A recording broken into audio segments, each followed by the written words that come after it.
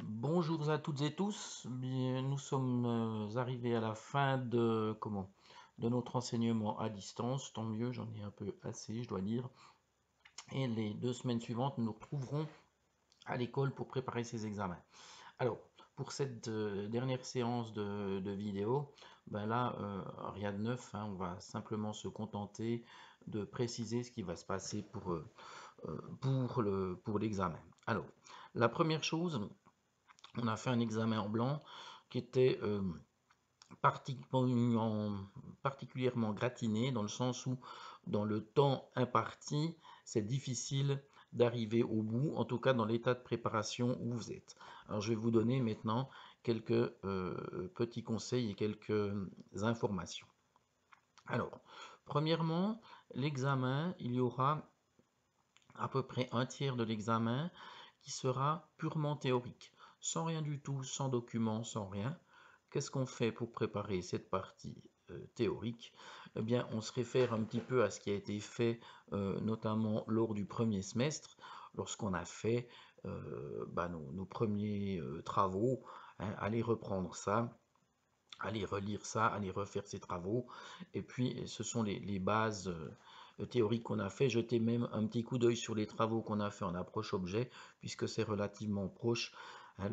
L'approche objet puis le Java ont été utilisés parallèlement. Voilà, donc ça, c'est une première chose à faire. Une deuxième chose à faire est de préparer votre machine virtuelle, hein. On la préparera quand on sera sur Dolémon, mais avec SQLite. SQLite, pour rappel, c'est notre petite base de données. Et puis, vous pouvez directement sous C, SQLite, mettre tous ces fichiers, c'est-à-dire tout ce qu'il faut pour faire tourner SQLite, y compris le driver JDBC qu'on va utiliser euh, dans nos programmes Java. Et je vous informe que c'est la base de données qui sera utilisée pour le travail. Donc si vous réfléchissez de manière, je dirais, logique, ben qu'est-ce que vous pouvez déjà faire? Vous pouvez déjà préparer toute la connexion, tous les singletons, enfin tout ce qu'il faut pour travailler avec ce SQLite. Et c'est là que j'en viens à la troisième partie de ces conseils. Vous aurez à disposition tous vos codes.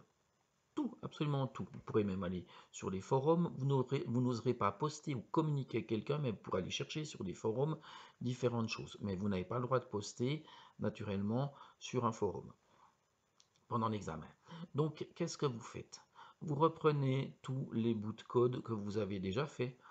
Je sais pas comment on parcourt un tableau, comment on parcourt une G-list, comment on parcourt une table, comment on va rechercher les métadonnées d'une requête, enfin tout ce qu'on a fait. Et vous faites une sorte de référentiel. Et ce référentiel, vous pouvez le faire pour tout le monde. Il n'y a pas de souci. Et vous prenez ça parce que finalement, l'examen va vous permettre de, de réutiliser ces différents bouts de code. Il y aura beaucoup d'assemblage. On va rien réinventer. Donc, si vous faites un bon référentiel avec votre code, vous aurez déjà fait la moitié du travail. Et là, vous allez gagner un temps monstre. Ensuite, pour l'examen, qu'est-ce qu'il y aura? Ben, l'examen, il sera donc en deux parties. J'ai dit une première partie purement théorique et une deuxième partie de la programmation. Alors, la programmation, ce sera quoi? Ben, on va utiliser, nous, Eclipse et pas NetBeans. Donc préparez-vous à utiliser Eclipse. Et vous aurez deux programmes à utiliser. Un qui sera fait uniquement sous forme d'invite de commande. On ne va pas utiliser les fenêtres et consorts, hein. Ce sera un programme avec un lanceur, le main, et puis quelque chose qui se passe, et puis on l'affiche. Et puis ensuite, il y aura un deuxième programme qui, lui, sera avec un interface graphique. Donc si vous utilisez un interface graphique, eh bien vous n'allez pas vous embêter à à programmer manuellement cette fenêtre. Dans Eclipse, vous avez le Windows Builder. Eh bien, il vous faudra utiliser ce Windows Builder. On ne va pas s'embêter à faire des fenêtres à la main. Ça n'a pas de sens. De la même manière, vous avez les écouteurs qui doivent être mis en place, les listeners dans Eclipse. Vous pouvez directement les générer depuis Eclipse. Il y a plusieurs manières de faire des listeners, on l'a vu. Pour moi, peu importe la manière, ce n'est pas ça que je vais valider. Si par exemple, maintenant, je fais alors, on va tenter de faire un petit nouveau projet. Donc, File. Alors, la machine vient d'être lancée, donc elle prend toujours un petit peu de temps. File, New Java Project. Et puis, on va l'appeler test 1. Next.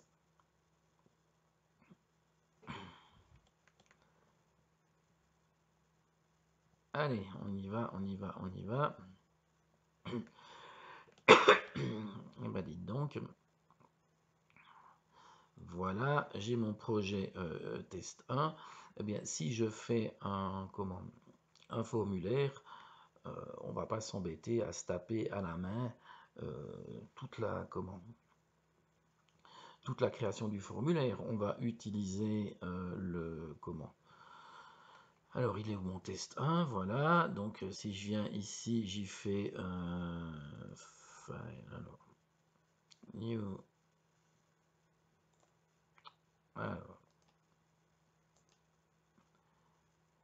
Alors, new.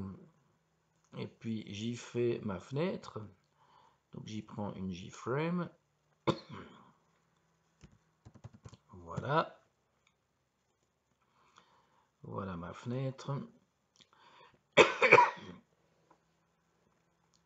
Eh bien, si vous faites votre JFrame, voilà, vous venez ici avec le design. Et puis vous allez designer depuis cette partie-là. Vous ne faites rien de grâce à la main. Ça n'a strictement aucun sens. Donc pour ceci, il faut que le Windows Builder soit installé sur votre machine virtuelle pour l'examen. Donc ça, ce seront des choses qu'on devra contrôler la semaine prochaine lorsqu'on se retrouvera physiquement en classe et puis qu'on préparera nos, nos machines et puis qu'on préparera l'examen. Donc ben voilà, la première fois ça prend toujours du temps pour s'ouvrir, je vous rassure, vos machines sont un peu plus puissantes que mon portable, donc sur sur vos postes de travail, ce sera un peu plus rapide que ça. Donc ben, on va faire pour ce deuxième exercice, ben, il y aura une fenêtre à faire. Cette fenêtre, ben, comme d'hab, il y aura des différents composants à mettre dessus. Il faudra charger des données, manipuler, cliquer. Enfin bref, vous savez ce qu'il en est. Et vous vous aurez juste à programmer derrière. Donc il n'y aura aucune nouveauté. L'examen par rapport à ce que je vous ai demandé comme travail de préparation, ce sera plus simple, plus court et et si vous avez réussi, même en mettant 4-5 heures à faire l'examen de préparation que je vous ai donné, ce sera du pipeau, l'examen. Donc ici, ben voilà, vous utilisez ceci pour faire vos fenêtres, pour déposer vos composants. Vous ne faites rien à la main. OK? Pensez également à organiser votre code. Si vous avez des connexions, utilisez des packages, des choses comme ça. Même si c'est des petits projets, c'est bien que ce soit propre. Et puis, n'oubliez pas de mettre un peu des commentaires dans votre code. On ne perd pas les bonnes vieilles habitudes. Ce sont des points qu'on peut récupérer sans grande difficulté. simplement parce qu'on a eu la bonne idée de mettre des commentaires et puis que le code est propre et indenté. Voilà, chers amis, pour cette partie, sur la deuxième partie qui sera sur machine, hein, programmation. Et donc je vais mettre des consignes. Donc les consignes, c'est des points gratos. Si je vous dis, vous exportez dans un fichier qui s'appelle sauvegarde.zip, ben vous exportez là-dedans. Si je vous dis, ça s'appelle projet 1 souligné nom, prénom, et ben vous mettez comme ça, et pas prénom, nom.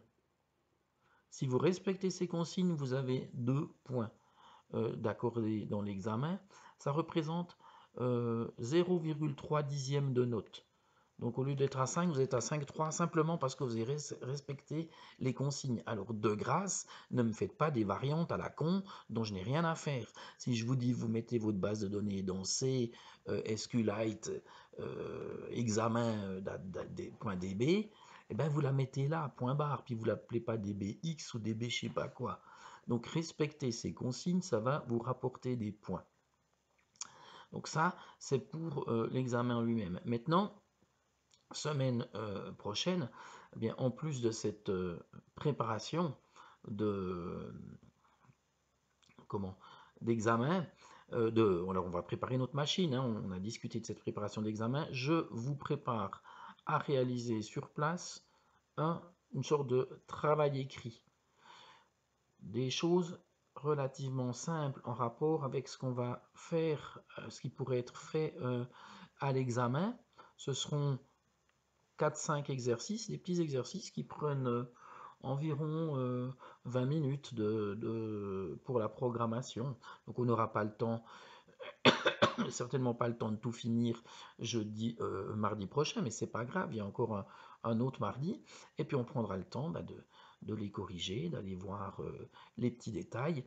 Et puis avec ce gros examen que vous avez fait, ce gros exercice que je vais donner, qui est rude, hein. Je ne pense pas que quelqu'un ait pu trouver la solution pour les JTables, mais si quelqu'un l'a trouvé, franchement, il n'a aucun souci à se faire pour l'examen.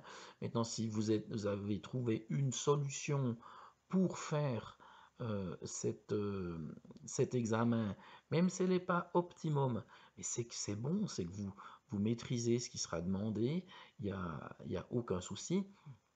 Et puis, si vous n'arrivez toujours pas, avec l'examen que je vous prépare pour mardi prochain, cette espèce d'exercice, examen, enfin une sorte d'épreuve, là vous aurez une partie qui est exactement du même niveau de programmation que l'examen et vous saurez exactement où vous en êtes. Et puis après on pourra corriger, j'ai mis des points, on pourra faire une correction personnalisée si vous le souhaitez pour voir est-ce que j'arrive à faire ça, est-ce que j'arrive pas à faire ça. Qu'est-ce que je dois encore voir, qu'est-ce que je dois encore améliorer pour me préparer. Voilà, chers élèves, je me réjouis de vous retrouver la semaine prochaine parce que je dois dire que cet enseignement à distance commence sérieusement à me courir sur le haricot. Je pense que si vous respectez mes conseils, si vous faites tous les exercices, si vous prenez vos anciens travaux, si vous revoyez toutes ces vidéos, s'il y a des parties théoriques, hein, j'entends là, on a parlé de JPA par exemple la semaine passée, il y a 2 semaines, on a parlé de différents design patterns, on en a utilisé différents. Ben voilà, si avec ça, si vous revoyez ça, ça devrait le faire pour cet examen. Celui qui la semaine prochaine n'arrive toujours pas à faire ces 5 petits exercices, la semaine prochaine, semaine d'après, donc pour les 2 fois suivantes. Si là vous n'arrivez pas, c'est que vraiment il y a un problème en termes de programmation. Voilà, alors je vous dis à la semaine prochaine et puis au plaisir de vous retrouver.